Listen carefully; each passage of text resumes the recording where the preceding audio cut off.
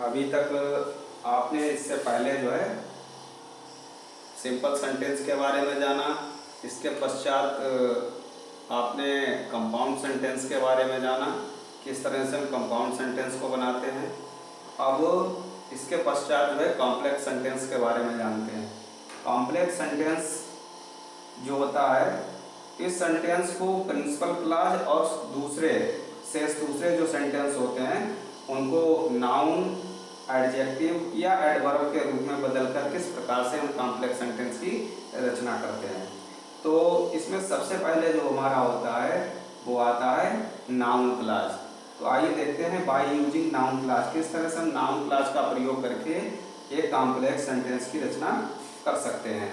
तो noun clause का काम नाउन के समान होता है। जहाँ पर नाउन क्लॉज जुड़ता है वहाँ की का अर्थ आता है की के अर्थ में। जैसे इसके कुछ एग्जाम्पल दे रखे हैं, आपको हम बताते हैं कि किस प्रकार से उनको देख करके आप अपनी एक्सरसाइज को बना सकते हैं। किस तरह से कोई समस्या कॉम्प्लेक्स सेंटेंस में आती है तो उसका आप यहाँ पर कैसे उसका परिणाम देख सकते हैं, किस तरह से उसका हल खोज सकते हैं। तो आइए शुरुआत करते हैं, बताते हैं आपको नाउन क्लॉज कैसे बनाया जाता है। तो सबसे पहले देखते हैं, जैसे दिया हुआ हमारा सेंटेंस है you are wrong, you are wrong, full stop, I can not say, I can not से। अब ये हमारा एक साधारण वाक्य दिया हुआ है, इसका हमें एक कंपाउंड सेंटेंस बनाना है। तो प्रायः इस प्रकार के अगर वाक्य आते हैं तो वो हमेशा हम पीछे की ओर से ही प्रारंभ करते हैं। आई कैन नॉट से, मैं कह नहीं सकता, आई कैन नॉट से। फिर की, यू आर रॉन्ग, कि आप गलत हो। तो की के लिए हम नाउन क्लॉज में दैट का प्रयोग करते हैं। I can not say that you are wrong.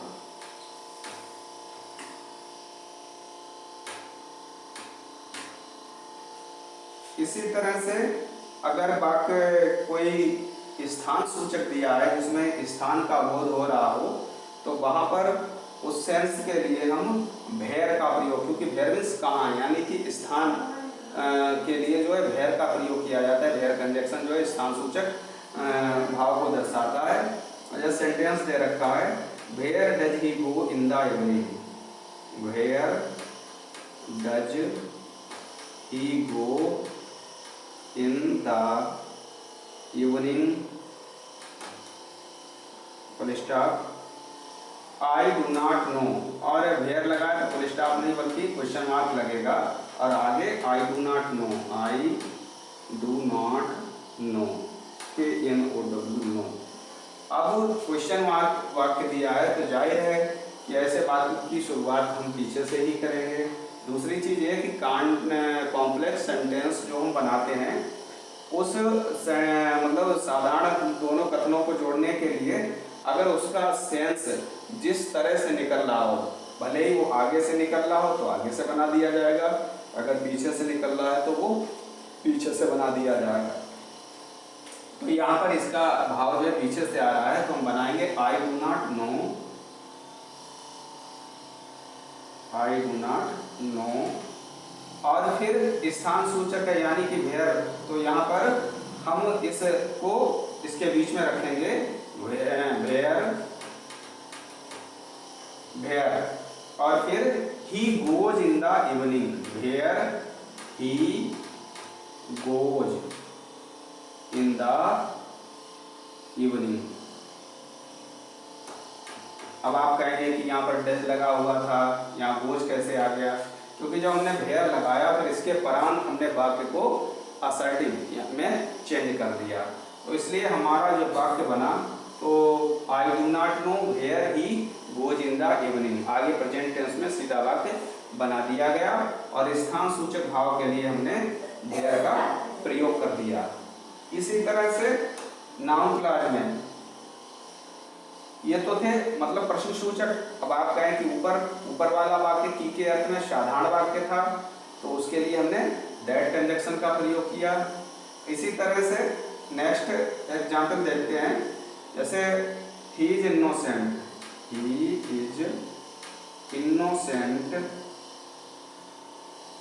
Full stop, is innocent full stop, it is clear, it is clear. अब देखिए इसका सेंस क्या है, ही इज इनोसेंट वह निर्दोष है, इट इज क्लियर यह स्पष्ट है। तो जब हम इसको अगर सीधे तौर पर देखते हैं तो हमारा सेंस निकलता है कि यह स्पष्ट है कि वह निर्दोष है।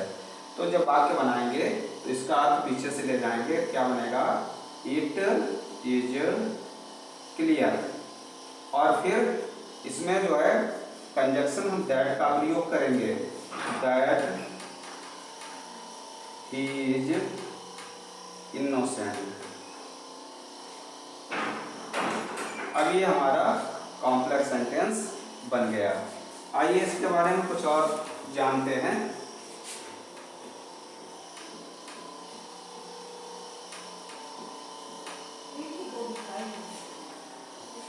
ऐसे ही नेक्स्ट जब आगे बढ़ रहे हैं हम, he may be dishonest, he may be dishonest stop, he may be dishonest, I cannot say, I cannot say। अब इन वाक्यों को बनाएंगे तो क्या बनेगा, ये भी हम पीछे से ही प्रारंभ करते हैं, I cannot say, I cannot say।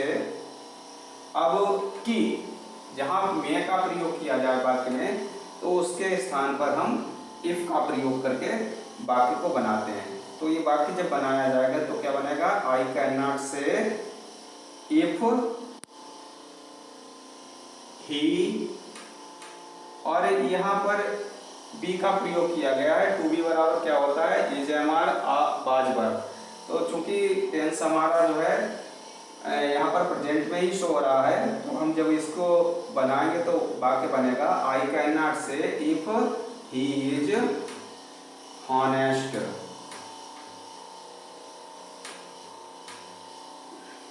इस तरह से इस वाक्य की रचना कर दी जाएगी ऑब्जेक्ट की क्लास के रूप में।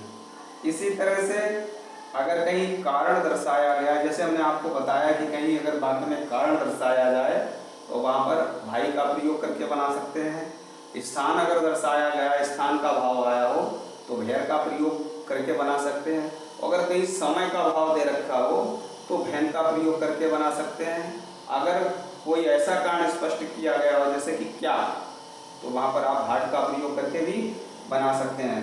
तो यहाँ पर आपको आगे ले चलते हैं कि हम किस प्रकार से, या फिर कुछ ऐसे वाक्य जिनमें वेयर का प्रयोग किया गया हो तो वहाँ पर वेयर ही होता है, और यहाँ पर समथिंग मतलब समवेयर का प्रयोग किया गया हो समथिंग का, तो वो उसी तरह से वाक्य जो है अपने भाव के अनुसार जो है चेंज किए जाते हैं। जैसे आइए आगे देखते हैं कि हमारा नेक्स्ट जो सेंटेंस है उसको देखिए।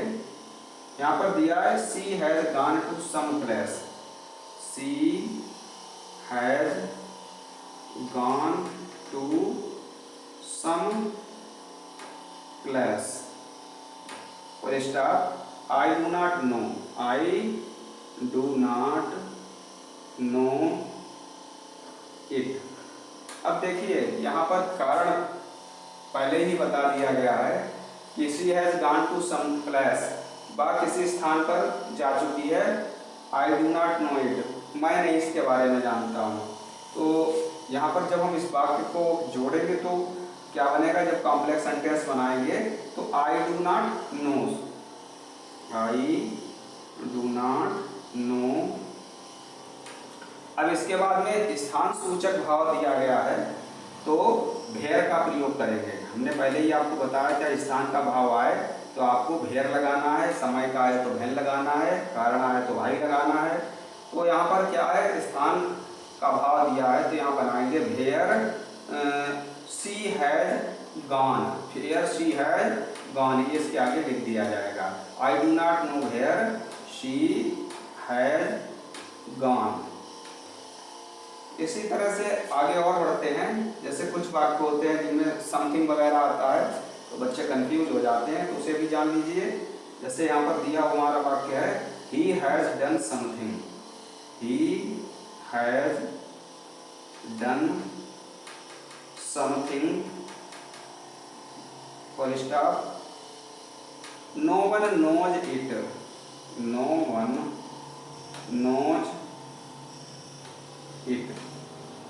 अब यहाँ पर भी इसी तरह से जैसे कि समथिंग का प्रयोग किया गया है, ही हैज़ डन समथिंग, कि वो कुछ चीज़ों के बारे में, ही हैज़ डन, उसने कुछ चीज़ों को पूरा कर लिया है। नो वन नोज इट, किंतु इसके बारे में किसी को जानकारी नहीं है। तो ऐसे वाक्यों को, समथिंग वाले वाक्यों में हम क्या काय का प्रयोग करते हैं? समथिंग वाले वाक्यों में विशेष रूप से भाट का प्रयोग किया जाता है। तो जब हम वाक्य को बनाएंगे तो ये भी पीछे से बनाया जाएगा। No one knows, no one knows, no one knows what, फिर हम कंजक्शन यहाँ पर लगाएंगे, what he has done, what, और फिर ये वाला हमारा जो वाक्य दिया हुआ है ये आगे आ जाएगा, व्हाट ही हैज डन। इस तरह से हम कॉम्प्लेक्स सेंटेंस की रचना करेंगे। बाकी आपको हमने बता ही दिया है कि जो बिल्कुल साधारण वाक्य हों उनमें आप दैट का प्रयोग करके बनाएं। कुछ वाक्य ऐसे होते हैं कि जो स्थान सूचक होते हैं उसमें वेयर का प्रयोग करके बनाइए। कुछ इस वाक्य जो है अगर समय सूचक दे रखे हैं तो व्हेन का प्रयोग करके बनाइए। तो इस तरह से आप एक कॉम्प्लेक्स सेंटेंस की रचना कर सकते हैं।